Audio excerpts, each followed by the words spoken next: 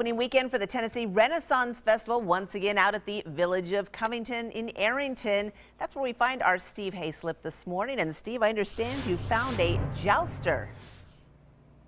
I have found two jousters, in fact. Lord Thomas Howard, come on over here. This is awesome. And Philip, this is so cool. All right, I was talking to these guys earlier, and tell me, this is amazing. That's really heavy. Yes, indeed.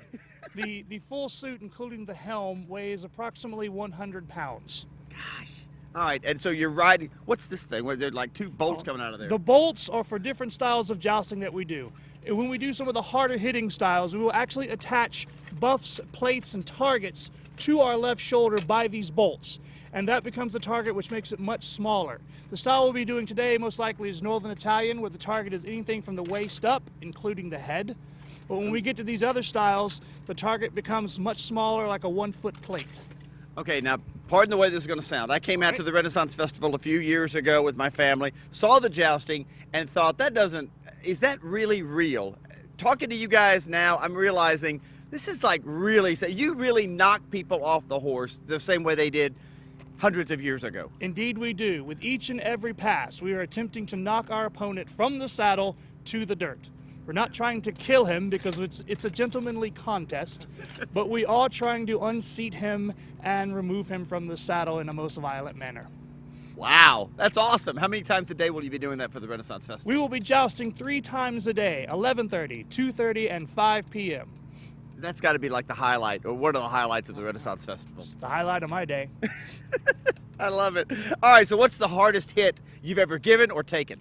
The hardest hit I have ever taken. You go around the country doing this, don't you? Indeed, I do. I actually, several years ago, I was doing a style known as Southern Italian, where we pass right shoulder under right shoulder. The lance is at about a 5-degree angle, very hard-hitting style.